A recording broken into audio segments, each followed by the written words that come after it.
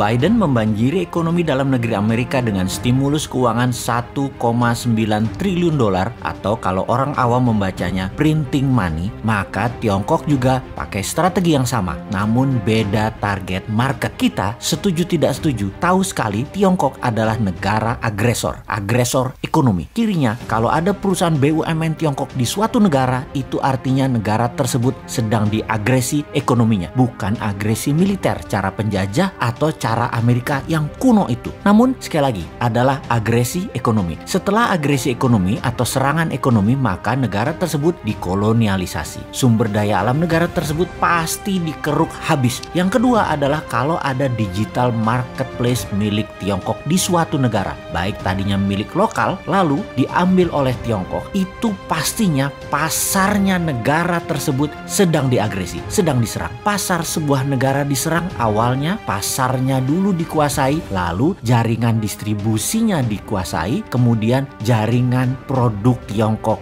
masuk. Kemudian ketika sistem pembayaran non-tunai asing masuk atau pembayaran non-tunai milik lokal kemudian dicaplok Tiongkok langsung atau tidak langsung, ini artinya sistem keuangan negara tersebut sedang diagresi. Semua ini terbungkus rapih dengan propaganda manisnya nanti ekonomi suatu negara tersebut jika bergabung dengan Tiongkok nantinya akan indah. Itu janjinya mereka, itu persepsi yang diberikan oleh mereka. Tapi nanti negara tadi suatu hari mereka jadi tua. Nanti negara yang diagresi tadi jadi kurus. Negara yang dikoloni jadi jelek, tak terawat karena nggak ada biaya maintenance, nggak ada biaya krim malam, nggak ada biaya sunblock, nggak ada biaya PRP, nggak dikrimbat rambutnya, nggak dipilates bodinya, nggak dikasih makan sehat tubuhnya. Begitu tua, jelek, penyakitan, pindahlah Tiongkok tadi cari bini baru. Sama, nggak bakal dirawat juga mereka. Ya dipakai terus aja sampai kering. Sedulur, perlukah kita urai apa sih yang negara tersebut atau negara selir-selir Tiongkok itu dikerjainnya? Juga ada pertanyaan, kok banyak sih negara mau jadi selirnya dan harus melayani kaisar Tiongkok tersebut? Strategi ekonominya ya sama seperti informasi di awal, dengan printing money. Itulah mengapa kita katakan berkali-kali, siapa negara yang pakai MMT? Ya hanya Tiongkok dan Amerika. Negara lain pakai teori ekonominya Adam Smith, pakai John Maynard Keynes, pakai ilmu-ilmu itu dah. Lalu bagaimana cara agar setelah SDA sebuah negara sudah di tangan, agresi berikutnya adalah pasar digital atau marketplace, dan setelah itu apa lagi? Yang dilakukan adalah mencekik ekonomi kelas bawah dengan mendapatkan dolar dari negara yang diagresi agar kering mata uang internasionalnya, agar kering mata uang multi currency negara yang diagresi tersebut. Tiongkok memberikan insentif di dalam negerinya. Insentif setiap dapat dolar dibayar renminbi 3 kali lipat. Misalnya baju batik dicetak di Tiongkok, dijual di marketplace. Batik Indonesia, buatan Indonesia, harga pasarannya adalah Rp150.000 untuk atasan. HPP Garment di Solo katakan Rp80.000. HPP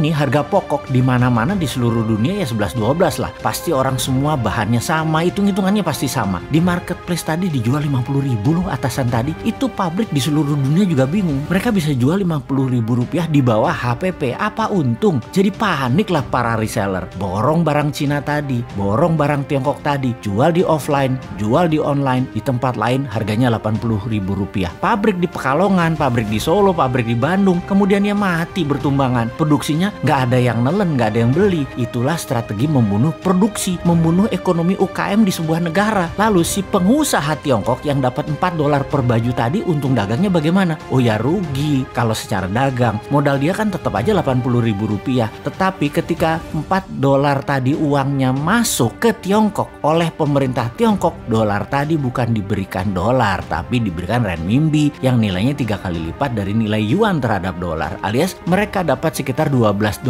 atau Rp150.000. Jadi modal tetap Rp80.000, jual dapat Rp150.000 karena dolarnya dikali 3 kan terhadap renminbi. Ya untung juga pedagangnya. Di sini dolar masuk Tiongkok dan renminbi dicetak aja, kasih ke rakyatnya sendiri. Toh untuk sektor produksi, Tiongkok print money renminbi 3 kali lipat transaksi dolar masuk ke Tiongkok. Itu kuncinya. Disinilah pedagang untung. Underlying printing renminbinya ada dua. Satu, dolar yang nilainya sepertiga, sisanya manufaktur Tiongkok, sektor produktif, nggak bakal inflasi. Itulah teori MMT. Dengan satu strategi printing money, Tiongkok dapat dolar, Tiongkok dapat meningkatkan produksi, Tiongkok mematikan UKM negara koloninya, dan bisnis Tiongkok terus menyedot wilayah-wilayah lainnya lagi. Simpel kan bernegaranya mereka? Kok beginian aja nggak bisa ditiru sih? Tempe bener bener, nyampe nggak sih ilmu beginian ke pejabat ekonomi dan keuangan negara? Oke lah, sing sabar ya kaum new mind, kita nonton aja old mind mainin negara. Walau nggak enak nontonnya, agak wagu,